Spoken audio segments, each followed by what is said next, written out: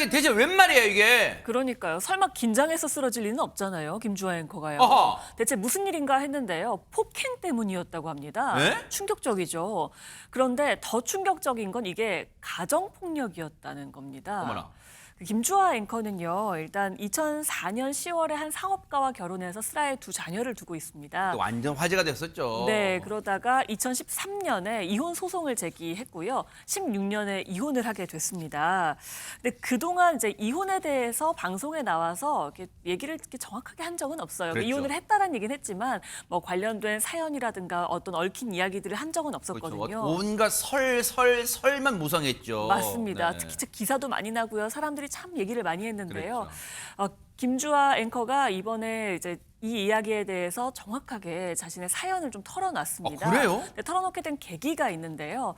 김주아 앵커가 이번에 새롭게 이제 또 토크쇼를 진행하고 있잖아요. 맞아요. 데이앤나잇을 진행하면서 내 얘기를 하지 않으면서 다른 사람들의 얘기를 끄집어낸다는 게 말이 안 된다고 생각했다라면서 본인의 악몽 같았던 결혼 생활, 9년간의 결혼 생활에 대해서 최근 방송에서 정말 허심탄회하게 다 털어놨습니다. 아이를 봐줄 사람이 필요하잖아요. 그래서 친정 근처로 이사를 가게 됐어요. 그래서 이제 시어머니 방을 제가 정리하는 과정에서 옷장에서 뭔가 발견한 거예요. 그러니까 우리 내복 들어가는 옷 이런 박스, 작은 있잖아요. 박스가, 예. 낮은 박스. 그게 한 2개 나오는 거예요. 그래서 이게 뭐지? 그리고 딱 열어보니까 그 안에 이제 서류들이 잔뜩 들어있는 거예요. 저한테 보여줬던 결혼증명서가 있고 그리고 그 밑에 가짜가 2개가 있는 거예요. 그러니까 하나는 원본이었는데 결혼증명서가 미국에서 받은 거였더라고요.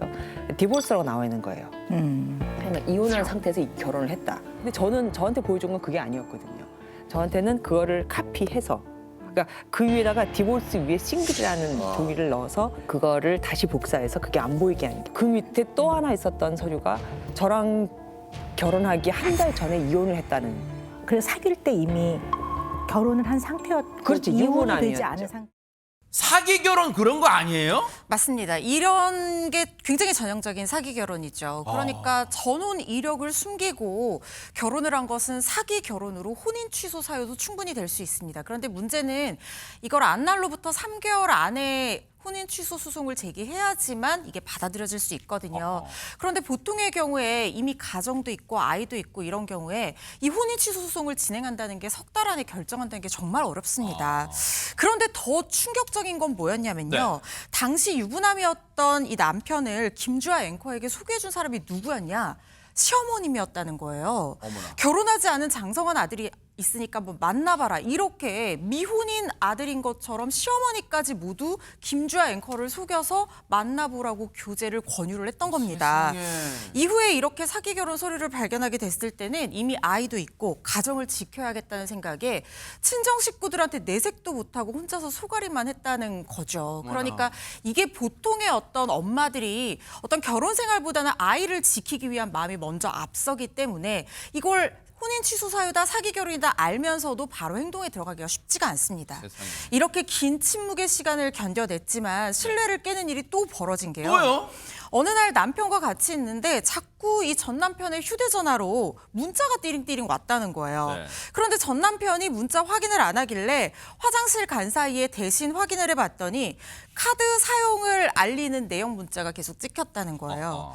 아니 이 사람은 분명히 여기에 있는데 왜 남편의 카드가 지금 사용 내역이 찍히는 거지? 이상할 수밖에 없잖아요. 그런데 그 내역도 너무나 수상했던 것이 미장원, 네일샵, 여성 전용 사우나 이런 남자가 가지 않고 여성이 갈 법한 그런 상점들의 사용 내역서가 찍혔다는 겁니다. 아무래도 도용당한 것 같다 싶어서 남편한테 신고를 하라고 했는데 이걸 오히려 가볍게 여기면서 그냥 넘어갔던 거예요. 이상하잖아요. 굉장히 이상하다고 생각을 했는데 알고 봤더니 이것이 모두 외도의 증거였던 겁니다. 뭐라고요? 외도녀가 저희 집이 그러니까 이제 나홀로 아파트 한 동짜리였는데 이렇게 있었으면 이렇게 보이는 아파트에서 16층이었어요. 그러니까 보이는 거예요. 두 사람이 뭘 한지가 다 보여요. 진짜 그걸 본 적도 있어요, 그러면? 있죠. 와. 또 외도의 방식이 기함을 하겠는 방식이잖아요. 근데 아들을 데리고 그 집에서 갔었어요. 나중에 돌아와서 아기가 말을 조금씩 할 때였는데 저한테 그러는 거예요. 이모랑 놀았다고. 그 이모가 그녀였던 거죠. 상간녀였던 거예요. 네. 그래서 뭐 했냐 했더니 놀이터에서 놀다가 그 집에서 텔레비전 봤다고. 그래서 텔레비전? 누구랑? 그랬더니 자기 혼자 봤다고. 그러면 아빠는? 그랬더니 방에 이모랑 있었다고. 진짜? 정말 너무나 충격적인 이야기인데 듣기만 해도 황당하잖아요. 왜 하필이면 바로 보이는 바로 앞에 집에다가 그렇게 얻어놓고 불륜을 저질렀는가. 와. 황당한 이야기인데 그래서 김주환 씨가 남편한테 물어봤다고 합니다. 왜 하필 거기다 집을 얻었느냐. 물어보니까 남편의 답이 뭐냐면 그 여자가 거기에 집을 얻어서 그래가지고 내가 너무 가깝지 않아? 라고 물어봤다.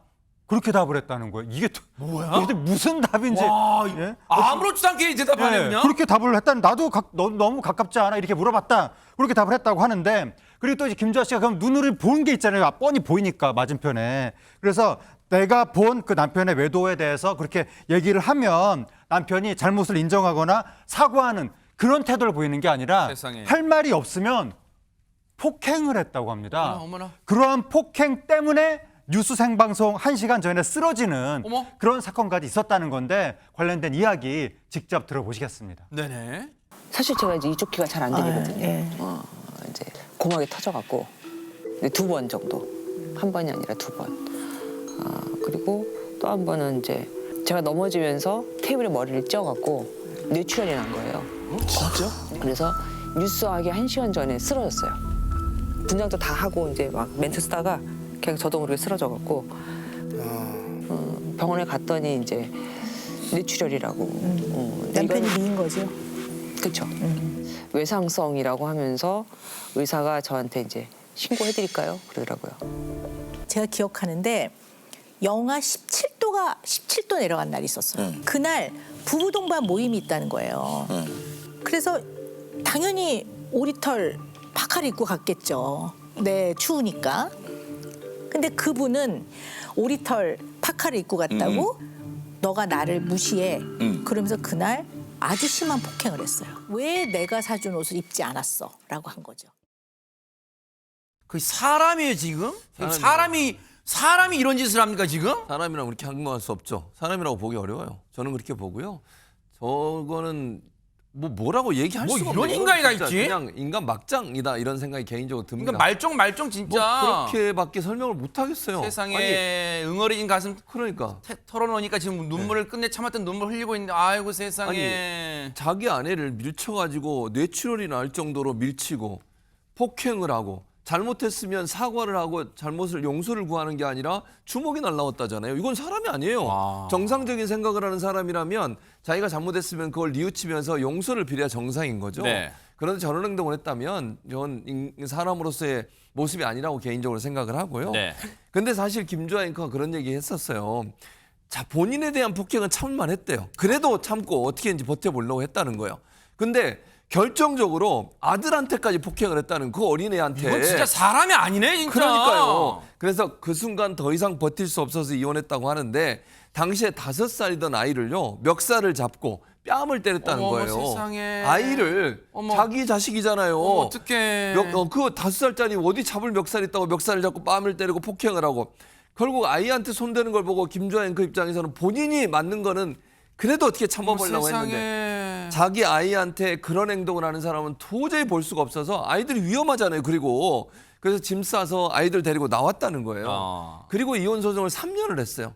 3년 동안 이혼 소송을 거쳐 헤어졌지만 김주아 앵커 말이 이렇습니다. 결혼 생활 내내 김주아 앵커의 월급으로 생활했대요. 그 인간이? 전 남편이니까 예, 그 전 인간이. 남편이라는 사람이. 그러니까 통장에요. 전 남편이라는 사람 통장에 32만 원 있었대요. 32만 원. 와. 그래서 결국 절반의 재산에 가까운 10억 원을 내주면서 파경에 맞았다는. 그러니까 네? 이혼하고 해서 본인이 10억을 또 준 거예요. 어머나. 이게 뭡니까 대체? 이런 세상에. 이 세상에 이렇게 억울한 일이 어디 있는 거예요 대체. 세상에. 도저히 이해가 안 되고요. 양육비는 받지도 못했고요. 아이들과 최소 생계비로 살아야만 했었는데 이런 사실이 밝혀지자 누리꾼 사이에 대해서는 많은 응원이 쏟아지고 있습니다. 이런 일을 당했을 거라고 아무도 상상을 못했잖아요. 네. 정말 세상에 이런 일을 당할 경우가 몇 %나 되는지 모르겠어요. 그 저렇게 TV에서 열심히 방송하는 사람이 저런 아픔을 갖고 있었다고 하니까 더 가슴이 아프고 그런 인간들이 아직도 존재하고 있다는 게 더 분노를 불러일으킵니다.